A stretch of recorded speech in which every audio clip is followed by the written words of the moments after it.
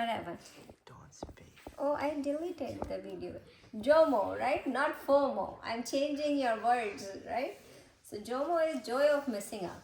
The person who has joy of missing out, not fear of missing out. If there is some lot of sense objects are being used and you are missing out that thing, that's the joy, right? So now I would say that, sometimes don't you have this feeling like, okay, let me give you an example. If only older people are meeting, right, not kids, so what do you want to do in that? Do you want to go or you don't want to go? You don't want to go, right? Is that not joy of missing out in that party, right? But right, so that is the joy of missing out. Oh, I'm missing it, but I have fun, I don't want to go, right? The same way when we talk about is if not having interest in all these desires or these objects of senses, then what we talk about is I am having a joy of missing out. I didn't watch that movie, right? Though the movie was really good, I should have watched it, but I didn't watch it, right? Then what it is, that is JOMO, right? Though it was interesting, but what happened is I want to control my senses. I don't want to keep watching these worldly things and getting interested in that. So I missed out, but I had joy for that. Yes. Like, what if you really wanted to do something or go somewhere but you couldn't? That's the fear of missing out then. If you want to do it. If you don't want to do that thing and you still, it is interesting. First of all, JOMO is kind of joy that you are missing out, but it's not that because it's boring or the kids are not there. That's different, right? Because it was so much fun.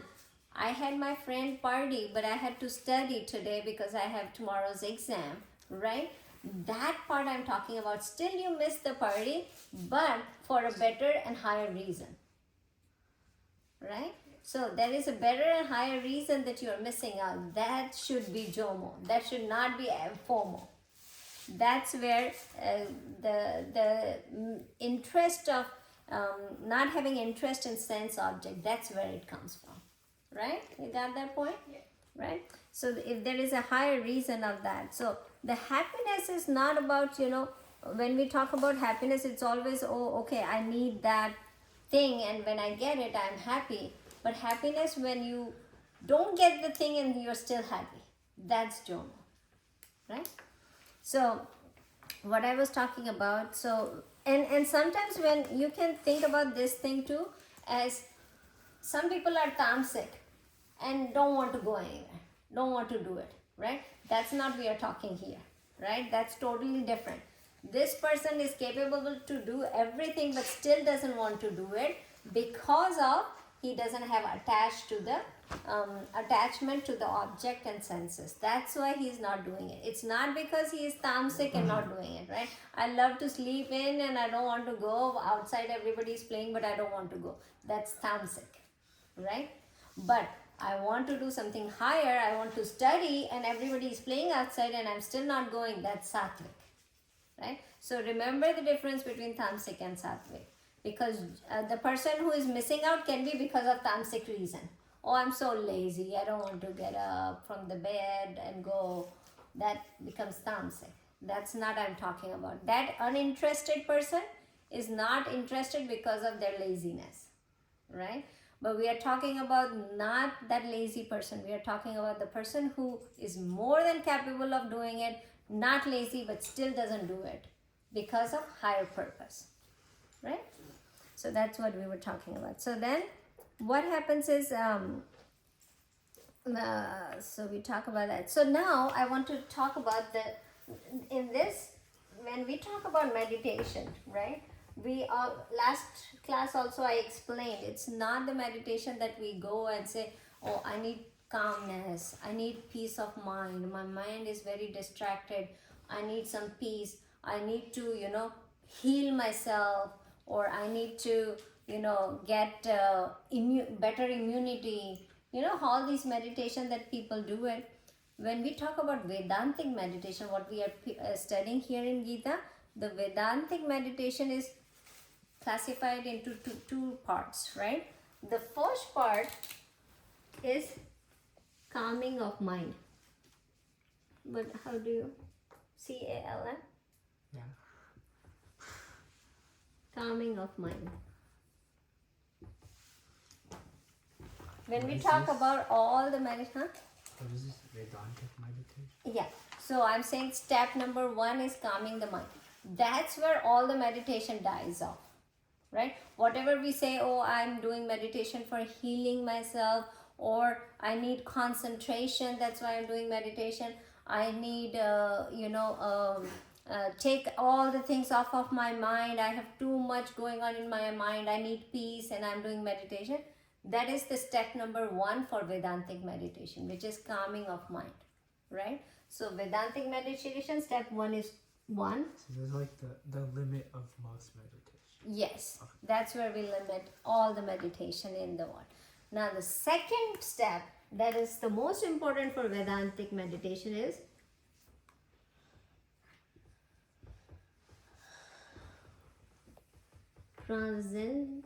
transcending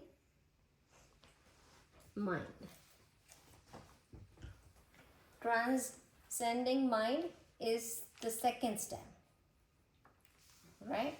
So now this is where God is teaching us, right? He's not teaching the first one. The first one will come, right? Because we do karma yoga and all those things. That's needed. That's definitely needed, right? But karma yoga gives you all this, right?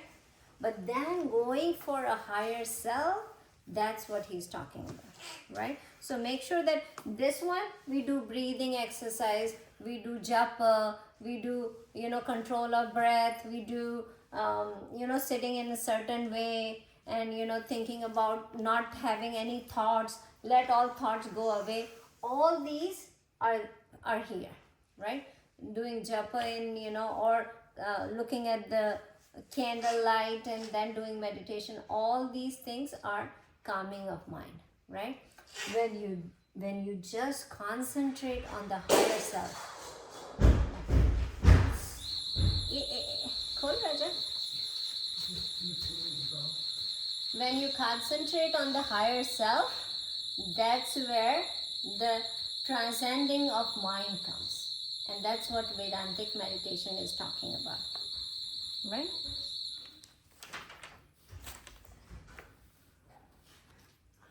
So now let's talk, like when we talk about the regular meditation.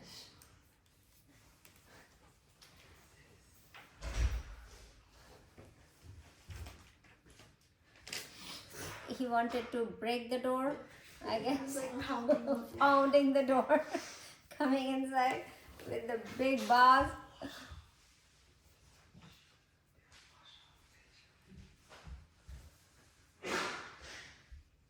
Okay, all good? All good? Huh? Yeah. For me? Okay. So now what happens is the calming the mind that we do initially, remember that the difference between this and this is going to be always temporary. Temporary. Why? Because when we sit and we calm our mind and be thoughtless and concentrating on one thing, like what we do before our this starts, when we do initially, that one is temporary. Why? Because as soon as we wake out of the meditation, what's going to happen is calmness goes away, right? The calmness stays. No, it doesn't stay anymore, right? It stays for that 5-10 minutes when we are sitting like that, right? The calmness goes away. So it's not permanent. The first step is never permanent, right? It's going to be temporarily. It's also going to be, it doesn't stay forever, as well as the sense of individuality stays here, right? This is me. In this type of meditation, it will stay there, right? The initial part, it doesn't take me away from anything. I'm going to be still. As soon as I'm in the meditation, I'm still sonal. I wake up from the meditation, I will be still sonal. So individuality stays there. So remember, this is temporarily and this is sense of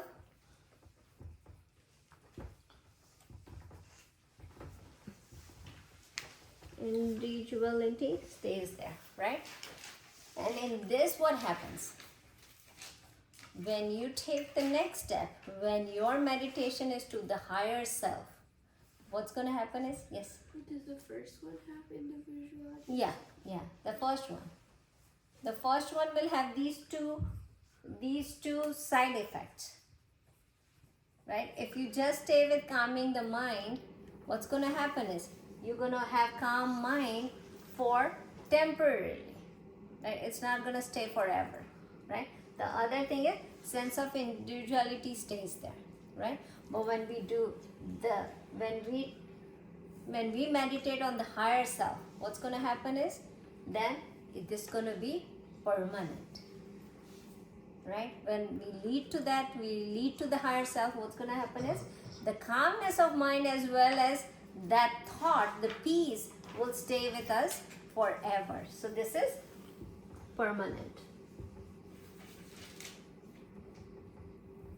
And what happened? The sense of individuality goes away. Why? Because now what happened is I am this soul, right? I am this consciousness, and the whole world is one consciousness, with including God's consciousness. So all the consciousness is one. So oneness comes, it stays permanent, and what's going to happen is the sense of individuality goes away. So oneness comes.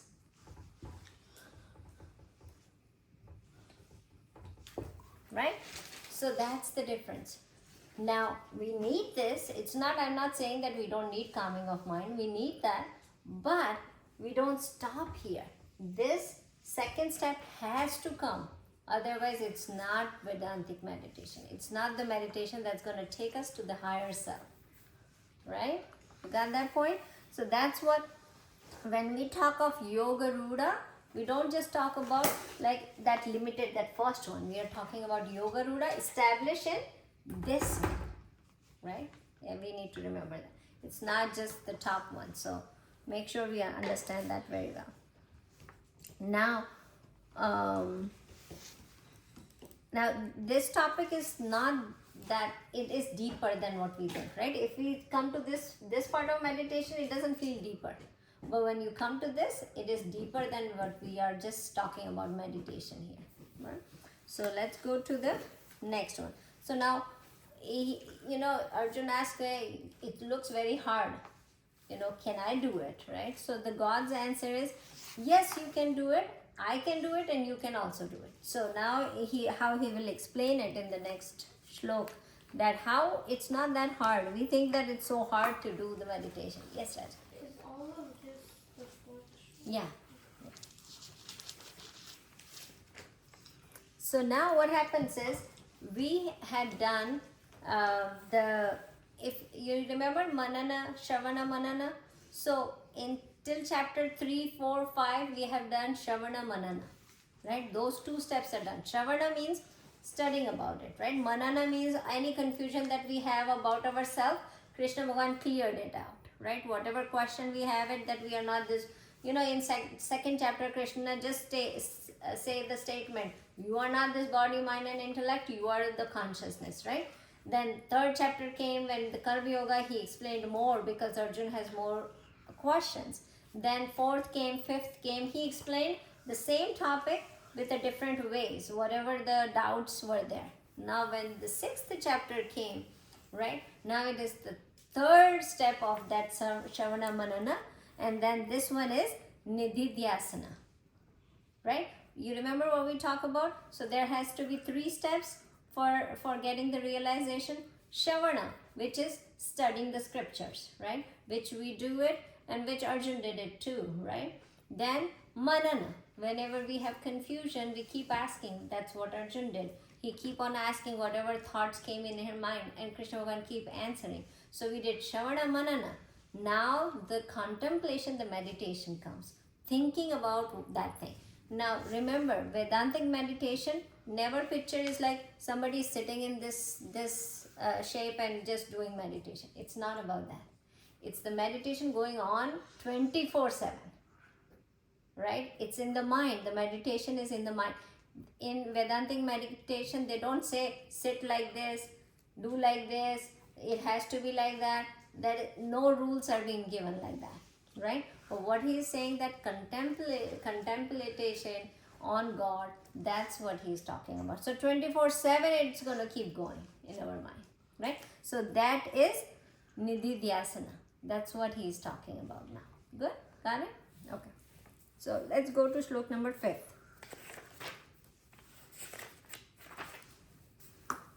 Okay. Slok number 5. Who's going to read it? Anybody? You can? Okay. Udaretmatmanatmanam Udvaretatmanatmanam natmanam avasadayat natmanav avsadhayet atmeva hyatmana bandhur atmeva hyatmano bandhur atmeva ripuratmana atmeva ripuratmana. Very nice. Together. Udvaretatmanatmanam natmanevevsadayet atmeva hyatmano buddhir atmeva ripuratmana. Okay. So let's write down the words and the meaning. Uddaret. Uddaret means, the first word, let him lift. Right? So let him lift. Now Atmana, here the word, as I explained you before too, has different meanings, right? So Atmana is not always in Sanskrit the soul, the consciousness, it's not always that. Atmana can be also explained as self, yourself, myself. You know, all these body-mind complex, right? It can also be explained by that. So here Atmana is by his own self, right? So Atmana here is, Atmana is by his own self. Atmanam is himself. So you will see that lot of Atmana, Atmanam, Atmanai, the different Atmanas are used in this shlok, right? Do you see that? So all Atmana is something related to himself, by himself, or even him, kind of that thing. Him means him and her, right? So that's what he's saying. Now, which was the word? Avasadayet. Avasadayet. So avasadayet is means let lower, bring it down, right? How we say uddaret means let him up, like let him high, lift him up. Now avasadaret means lower it. It's like opposite. Opposite. You're right. You're so right. Then says atmeva, right? Atma eva, two different words. So atmaneva is not one word. Atma again is his self, right? Eva means alone or even, you can then here is a indeed, that we already learned before too. Then it is bandhu. Bandhu is friend. Bandhu means, everybody know, right? Friend. Whoever watch Hindi movies or Hindi serial, they should know bandhu means friends, right? Then what is the next word? It is bandhu, then atma again, which is self, eva again, which is alone. Ripu, here there is a new word. Ripu means enemy, right? So Ripu is enemy, and then Atmanam is again his self, right? So now a lot of self in this shlok, right? And then we can see that there is up, there is down, there is friend, and there is enemy, right? You see all the opposites in there, right? It is all him, himself, his and him, and then up, down, and friend and enemy, right? So if we put it together, it becomes let man lift himself by himself, right? So it is let man lift himself by himself, let him not lower himself, right? So the person should lift himself by himself, right? And not lower himself. His self alone is the friend, and his self alone is his enemy, right? So a little bit to think about, right? It's not a very clear thing to understand, but if you look into it, it's very simple, right? So again, I will repeat it. Let man lift himself by himself, let him not lower, right?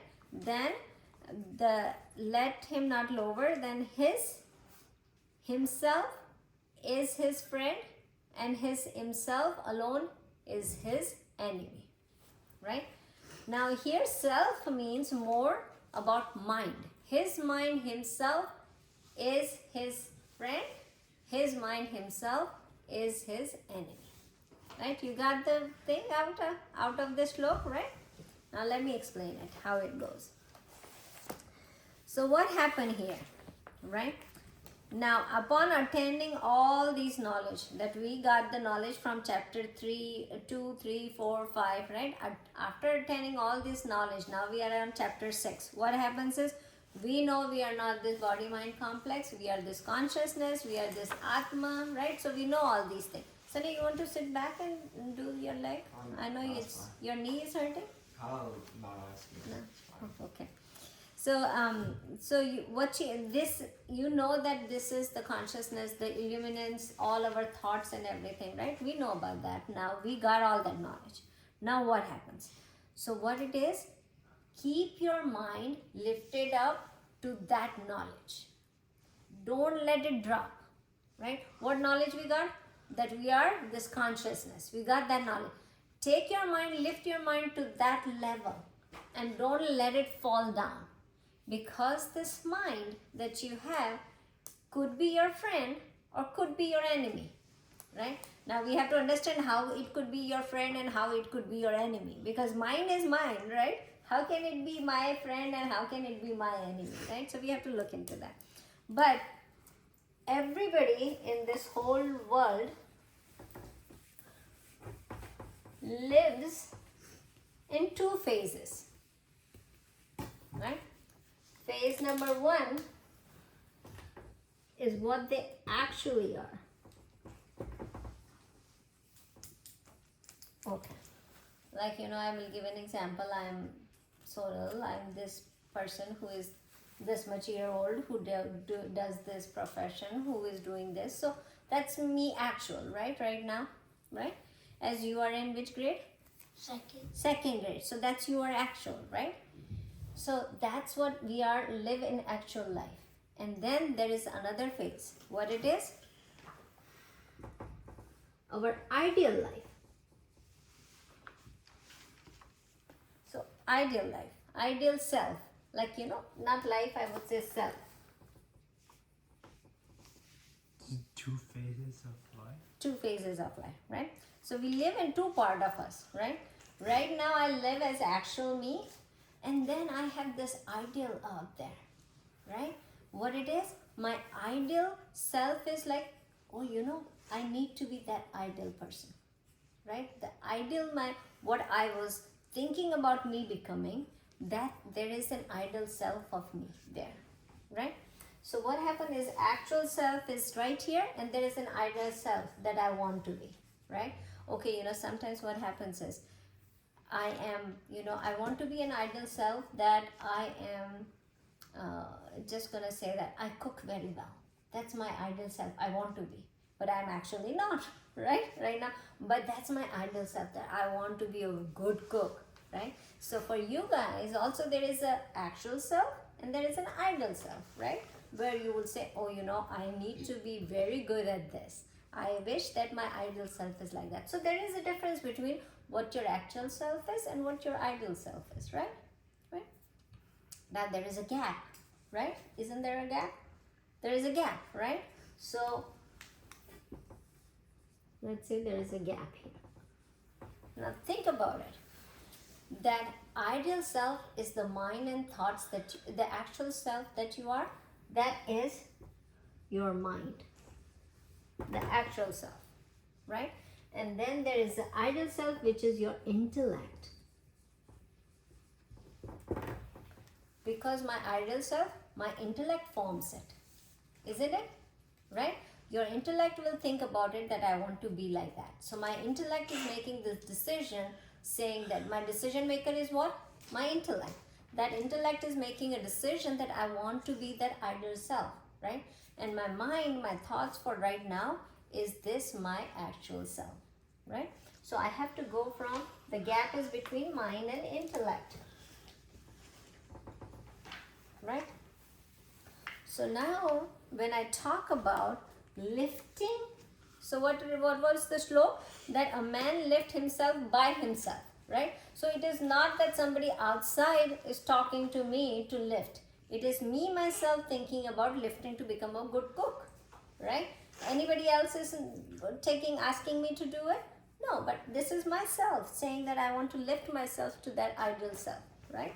So what I am doing is I need to make sure that my mind get in cooperation with my intellect to get to that ideal self, right? My mind should think, my thoughts should be in sync with my intellect, right? So my actual self has to be in sync with my ideal self, that I am working towards it. If I want to lift my actual self to it, what do I have to do? I have to think about cooking good, right? Getting all the resources that's going to make me cook good, right? Then I'm going to be, so my mind, my thought process here should be synced to my intellect that is thinking about becoming this ideal person, right? You got that point, right? We are good with that? Okay. Now think about this, right? So we have to lift ourselves to that. So we got the point where we have to lift our mind in sync with my intellect to go from here. So lift myself by myself, right? All the things, intellect is mine, mind is mine, right? I have to lift my mind to the intellect by myself, right? Is anybody else is going to do the work for me? I have to do the work, right? When I have to go reach there, right? Now lift. Lift is, how many letters are in lift, Raja? 4. 4. What is the spelling of lift? L-I-F-T. Good job. L-I-F-T. I will give you abbreviation of lift. Lift. L stands for look. What is your ideal self? So L stands for looking to the ideal self. What is my ideal self? Does everybody know what your ideal self is? It could be many things, right? It's not one thing. My ideal self is I'm never going to argue with my parents, right? Or my ideal self is I'm going to do everything, all the chores to help my parents, right? Could be, right? So look, right? For us as spiritual person, our ideal self is to get to that level of where we can be, get surrender in God or get enlightenment. That's our ideal self. That's what we are looking for, right? So first is look where your ideal self is. What are you looking for? Now, I is introspect. Introspect means actually knowing where you are right now. You have to know, right? If you have a travel to do, don't you have to know where you start from? Yeah, but what if you're lost and you don't know where you I know. That's why we are doing this class, so we don't get lost, right? So now what happened is, that's where we want to reach. That's where we are. First, these two places we need to know. Otherwise, okay, I want to be a good cook, but I actually don't even have resources to become a good cook, right? I don't have any recipes, I don't have food to make, I don't have material to make. Can I become a good cook with this? No. So I need to know my actual self too, right? So introspect is knowing your actual self, right? So now I know my actual self, I know where I want to go. I looked for it where I want to go. These two are there, right? Now there is a gap between these two, right? So what comes? F. F comes means focus. So that's where we come, right? Now when you put the direction in the GPS, what do? You put the initial, follow it, right? And with the focus, right? If you don't follow with focus, what's going to happen is? You get lost. Lost, right? So not to get lost, what do we have to do, Raja? Not to get lost, we have to pay attention. Pay attention. So we have to focus, right? So the answer to your question is, what happened if we lost? We don't have to miss the focus part of it, right? When we take a trip, there are some places where we have to stop, right? We have to stop because we have to eat something or we have to use the restroom, we stop there, right? But if we stop many, many times, oh, there is a game going here, let me stop there, or there is a this thing, a circus going on, let me stop there. Would you reach to the destination on time?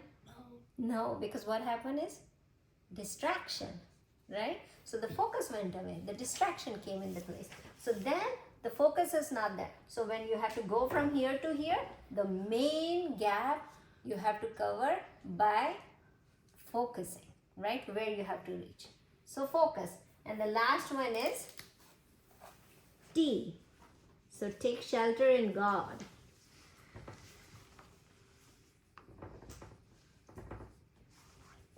So what happened?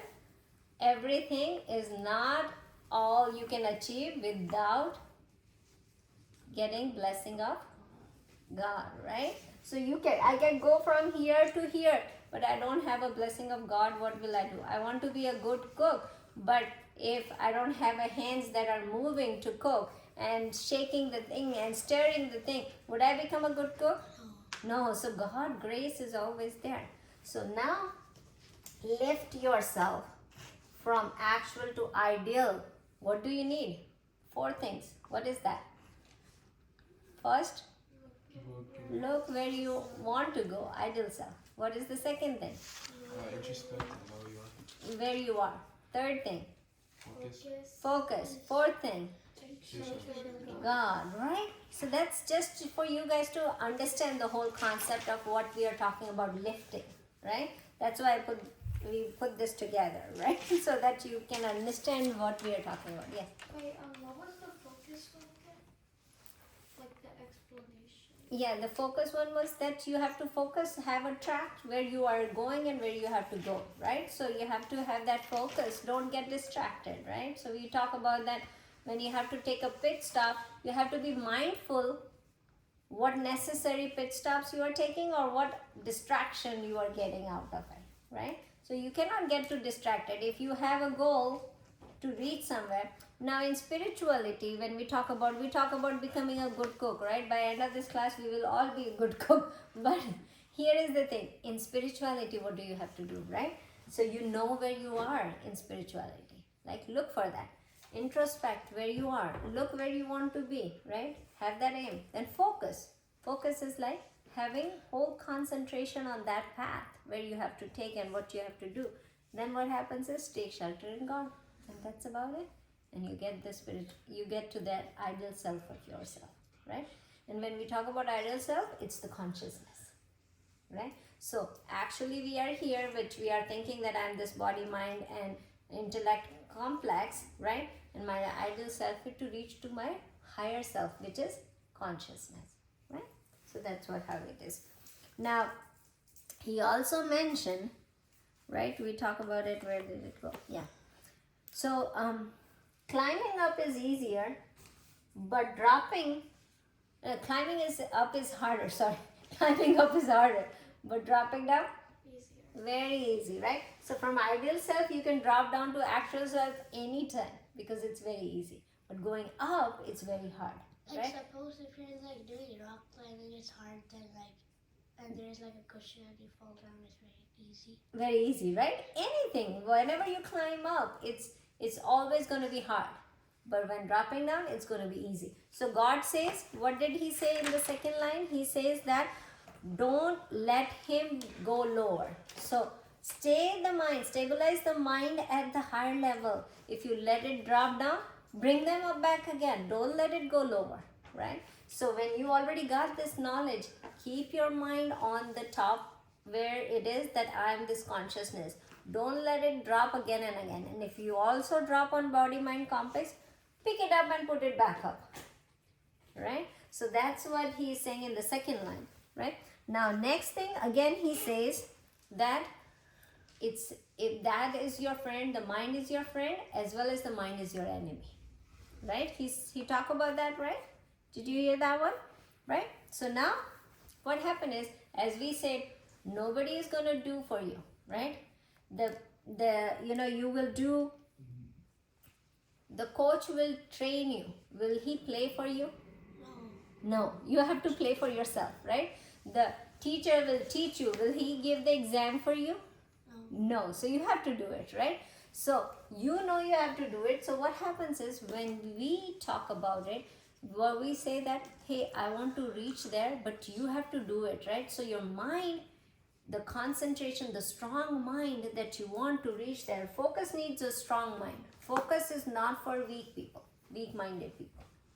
Focus is for strong-minded people, right? So in the story we talk about it, that sannyasi, if he would have been focused what he wanted, would he fall into getting a cat? Would he fall into getting a cow? He was not focused, he got distracted, right? So the focus is, most importantly, we have to make sure we have a strong mind, right? Then only we can focus, right? And that's where the focus, we have to have a strong mind. Now, if you have a strong mind, mind is your friend. Yeah. If you have a weak mind, mind is your enemy. You got it? So that's most important part that should come out of this shloka, right? We have to have a strong mind. Then we are friend. Our mind is friend, and it's going to help you go to your ideal self. But if your mind is if your mind is very weak, you lose the focus, what's going to happen is it's your own enemy. Right? Got that point? So that's how we are. So now, what we are saying here, lift yourself by yourself. Right? You have to lift yourself by yourself. Nobody else can help you. Right? And you, when it lowers down, bring it back up. Right? And then what else he says? If your mind is strong enough, what's going to happen is it's your friend. If the mind is weak, what's going to happen is it turns into your enemy. Right? So lift your mind to that absolute self consciousness and not let it drop from body mind complex. Lift it to consciousness self. Lift your selfishness to that unselfishness, right? Selflessness, lift to that. Lift from being very, lift yourself from dwelling in sense object to dwelling in God, right? Lift yourself from becoming attached to everything to detachment. So lift yourself there, right? Lift yourself from ignorance to knowledge. Like what slok we sing in early prayers, Asatoma Sadgamaya. Lead from unreal to real. Hey, band ho gaya Raja. Meeting ended. Oh. That's okay, we are ending too. But can we turn it on again? No. You have to go. Okay, that's fine. So we go from unreal to real. Tamasoma Jyotirgamaya. Going from darkness, lead to light, right? Jyotir means light, right? Asatoma Sadgamaya, Tamsoma Jyotirgamaya, Mrityorma Amritam Gamaya. Lead from death to immortality, right? Shanti, Shanti, Shanti. So lead from that part of actual self to the ideal self. Got it? Is the time over, Joe? Okay, let's go close.